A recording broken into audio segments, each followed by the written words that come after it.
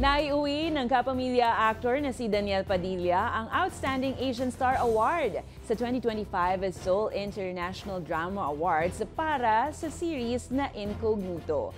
At Taylor Swift, inilabas na ang kanyang latest album na pinamagatang The Life of a Showgirl.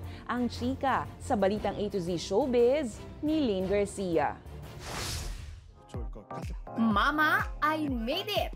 Ito ang saad ng aktor na si Daniel Padilla sa kanyang acceptance speech matapos magwagi bilang Outstanding Asian Star sa 2025 Seoul International Drama Awards na ginanap sa KBS Hall sa Seoul, South Korea nitong Huwebes, October 2. Ang nasabing pagkilala dahil sa mahusay niyang pagganap bilang si Andres Malvar aka Wolf sa action drama series na Incognito.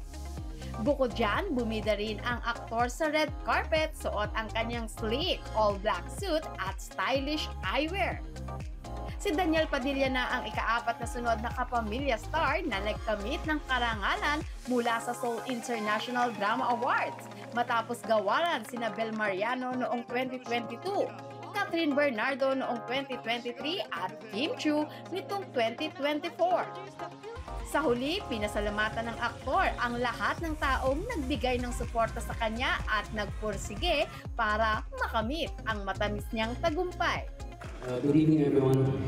First and foremost, thank you, Lord.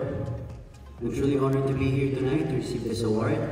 Thank you so much, Seoul International Drama Awards, for this recognition. I want to thank my Incognito and Star Creatives family.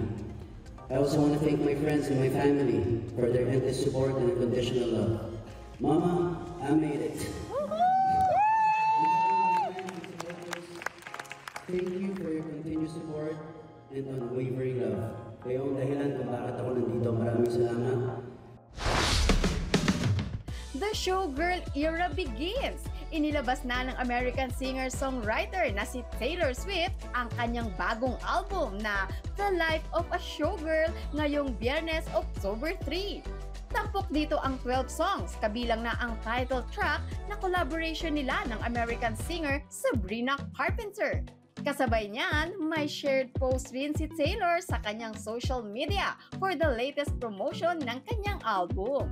Matatandaan kamakailan lamang ng mag-surprise announcement si Taylor sa kanyang album sa pamamagitan ng podcast ng kanyang fiancé na si Travis Kelce. Para sa balitang A to Z Showbiz, Lynn Garcia.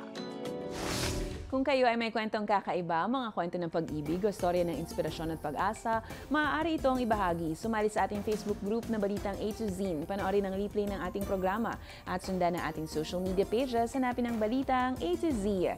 Ang ating pabaong quote of the night ngayong Biyernes ay mula sa manunulat na si Steve Maraboli. Ang sabi niya, hindi nagiging madali ang buhay o nagiging mas mapagpatawad.